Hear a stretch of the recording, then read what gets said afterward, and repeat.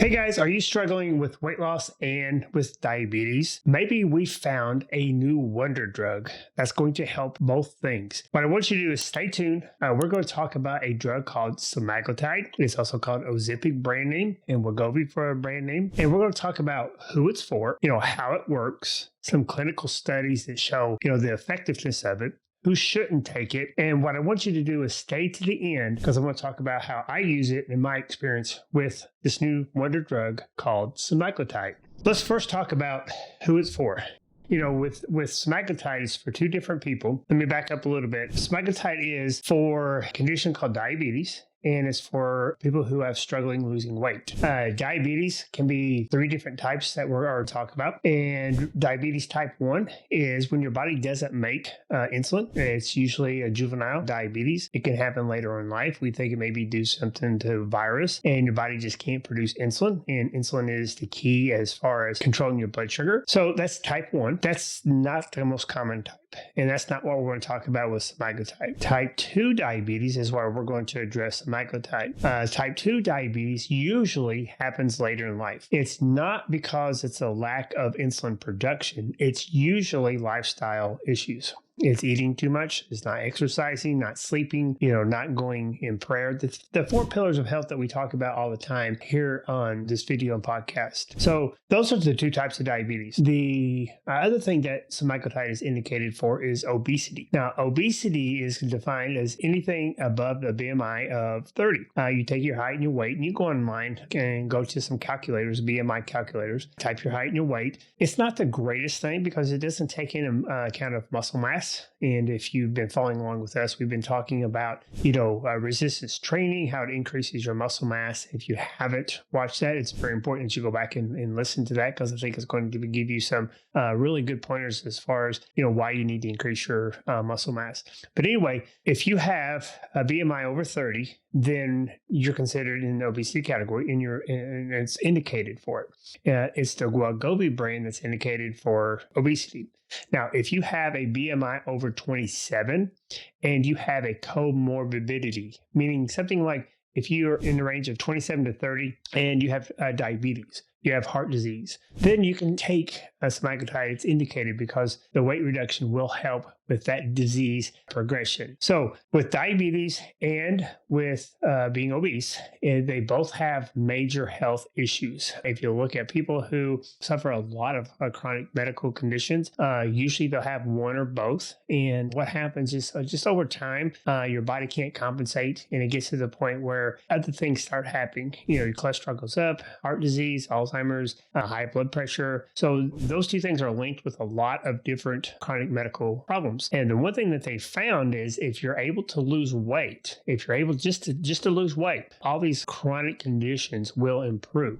So that's why it's so important that we talk about semaglutide in its indications. Now, semaglutide is the generic name. There's 2 brand names. One of them is called Ozempic, which is indicated for diabetes, and the other one is called Wegovy, which is indicated for weight loss. It's the same drug. There's some differences on the doses, but it's the same drug. It is called a GLP-1 inhibitor. That's a glucagon-like peptide 1 inhibitor. You don't really need to know that. It's just that's the class that it's in. It was first approved by the U.S. Drug Administration, the FDA, as a once-a-week medication in 2017 as a treatment of diabetes. Just within the last year or 2, it's got the indication from the brand name Wegovy for weight loss. It's very well tolerated, and we'll talk about that. There's some studies that we're going to go over as well, too, that shows the effectiveness of it. So one of the things that it does, it treats both of these problems. One of the things that also has advantages over other diabetes medicine is the long-lasting effect on blood sugar levels. Again, Ozempic is a once-a-week shot. It lasts for a long period of time. There are other GLP-1 inhibitors, liraglutide, which is a brand named Saxenda. It's a once-a-day injection. It does basically the same thing. It's in the same category. So over a period of time with Ozempic, it works in your gut, and we're going to talk about in just a second. And it's over several days, up to about a week, and that's when you need to have the second injection. With the studies that we've seen, it's very well tolerated. One of the major side effects with semaglutide is nausea. That's the most common thing that I see. We're going to talk about some other potential more serious complications and side effects in just a little while. But usually nausea is the thing. And with semaglutide, what you have to do is you have to start low on the dose and you have to titrate up. And this titration can be over several months. It doesn't have to be within a week or two or a month or two. Usually people do not even get to the maximum dose. I've seen studies that have titrated up to 6 months. And within a year period, they are still losing weight. It's an awesome drug, and it does help with the benefits of it. So how semaglutide works. A couple different ways that it works. Basically, when you take food in, your body senses your blood sugar going up, and then it produces insulin. And this is where the semaglutide helps. When food is consumed, the GLP-1 inhibitor, which is semaglutide, binds to receptors within the beta cells in the pancreas. And what this does is it stimulates your pancreas to produce insulin. And again, we talked about insulin. Insulin, when you produce insulin, what happens is your insulin gets a hold of that glucose and it puts it into cells, whether it be fat cells, muscle cells, and your liver cells, wherever it may be. And then that helps lower your blood sugar. The other thing that it does, it acts on other parts of the body, the hypothalamus. And they think that somehow it's supposed to have an increased sense of fullness. So one thing that a lot of people talk to me about with semaglutide is after they've been on it, especially about a month, is they just don't get hungry. Their appetite goes down. And obviously, if their appetite goes down, they're not going to eat as much. And then, that's going to lead to one of the side effects, which is weight loss, which is a good thing to happen. Now, GLP-1 inhibitors also inhibit the release of glucagon, which is a hormone that raises your blood sugar. So when you reduce the amount of glucagon, which increases your blood sugar, then your blood sugar is not going to go as high. So it helps in both ways. It helps increase insulin so that when you eat, your blood sugar goes up. It releases insulin at that point to help get rid of the blood sugar. And then it also helps your body from producing blood sugar. It inhibits this glucagon that helps keep your sugars intact for a longer period of time. So in summary, the GLP-1 inhibitors and semaglutide, which we are talking about today, it plays a critical role in regulating glucose and weight by promoting the insulin production. It reduces glucagon secretions and it increases the feelings of satiety of feeling full. So when you have all these three things working, you can kind of see it helps with your blood sugar, but it also helps with the weight loss. Now, the effectiveness of semaglutide in diabetes. There's a couple trials. There's a SUSTAIN 6 study and a PIONEER 6 trial. And the SUSTAIN study showed more than 3,300 adults with type 2 diabetes. And the reduction with semaglutide is 1.6% on their hemoglobin A1C. Now, if you don't know what a hemoglobin A1C is, that's how we measure what your average blood sugar is over the last 3 months. So you can see there's a significant decrease with that. In the PIONEER study, it found a 1.5%, which is, we talked about 1.6%, 1.5%. So, they're coming in consistent with each other. So when we're talking about diabetes and we're talking about the effectiveness of semaglutide, you can see that it does decrease the amount of the body having blood sugar. Now, the effectiveness of weight loss was looked at in a scale obesity and pre-diabetes trial. They found that the average people lost 9.3% of their body weight. Now, interesting, 2.8% also lost their weight and they had a placebo. So it's interesting to see that you can get these reductions in your body weight. So if you weigh 200 pounds, 9.3%, if we just round up to 10 and make it in the math a little bit easier for you to understand here, 10% of your body weight, if you weigh 200 pounds, that's 20 pounds. So on these studies here, you're looking at, 18% body weight, 18 pounds down from 200. If someone could get that, the progression of these chronic diseases that we have is going to be dramatically decreased. Another study that was found head-to-head with another GLP-1 called liraglutide, the semaglutide had an 11% decrease in their body weight. The liraglutide had a 7.8%. So it's comparable. Liraglutide wasn't as effective as the semaglutide, but you can kind of see that they both are effective in the things that they are indicated for. Now, one thing that a lot of people want to know, and it's important that they get this, is their side effects to it. Again, the major side effect that I see is nausea. People who take semaglutide, if you take too much of it too soon, you can get nauseous. And I've had people where I've had to kind of titrate up even slower than normal because of the nausea. But the major side effects that we're talking about is pancreatitis. Now, I've not seen this in actually human studies. I've seen it in some animal studies. The pancreatitis does increase. But with people with diabetes, they have a history of increased pancreatitis as well. So I don't know if that study, I didn't get a look at that study, but I don't know if that study compared to people who were diabetic as well and didn't take the semaglutide. The other thing is it's contraindicated, meaning you don't take this if you have something called MIN2, which is a metabolic endocrine neoplasia type 2 syndrome.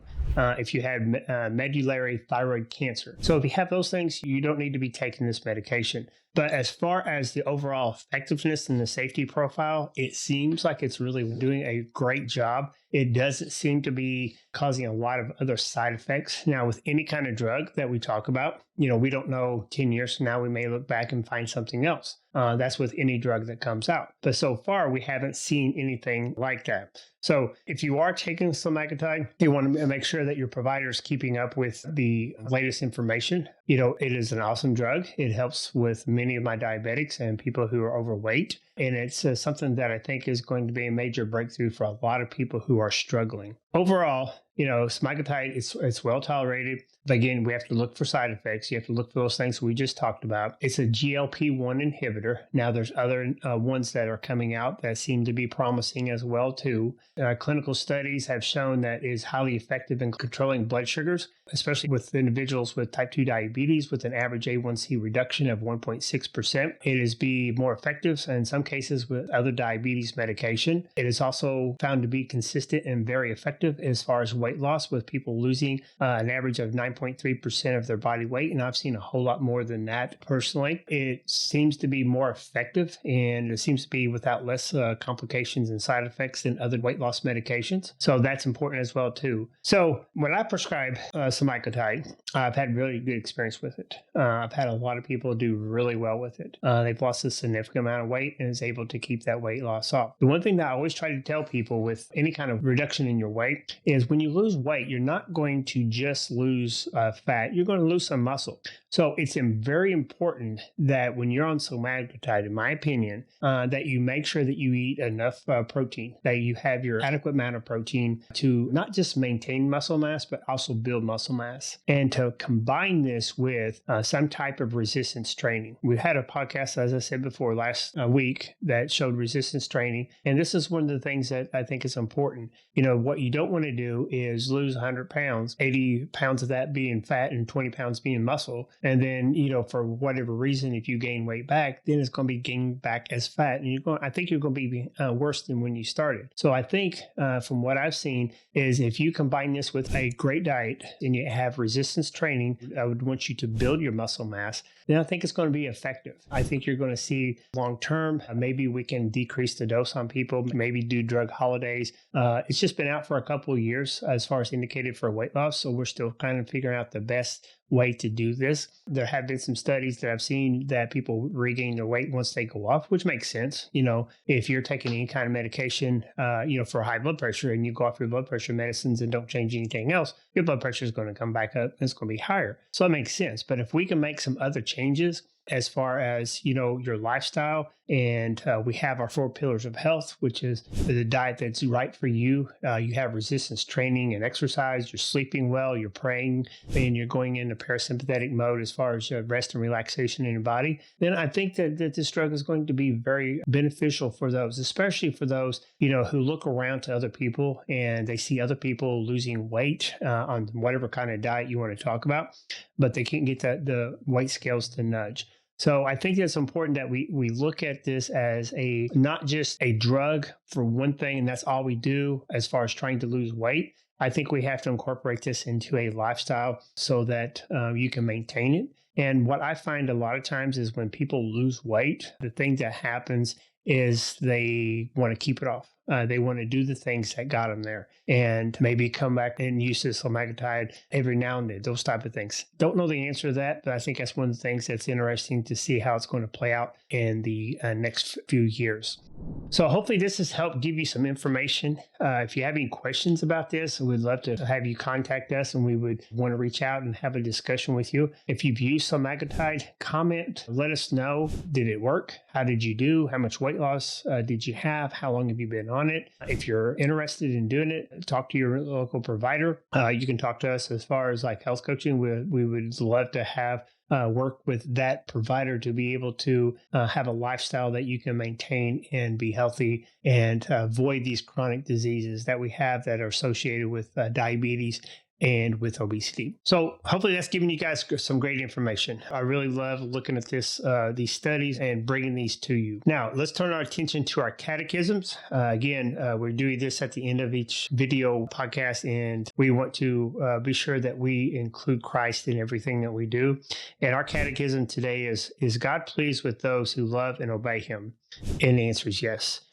He says, I love them that love me. And if you truly love the Lord Jesus Christ, you're going to obey him. We're not perfect. There's times where we're not going to be exactly what we should be doing, but that's when we have to go back and repent. We have to be in prayer and then not repeat those mistakes over and over, because we want to be someone who loves him. And, he gives us a great example of love because he came to earth, sacrificed his own body, went through the pain on the cross for you and for me. And that's just a symbol of love to me. Hopefully this has helped you guys.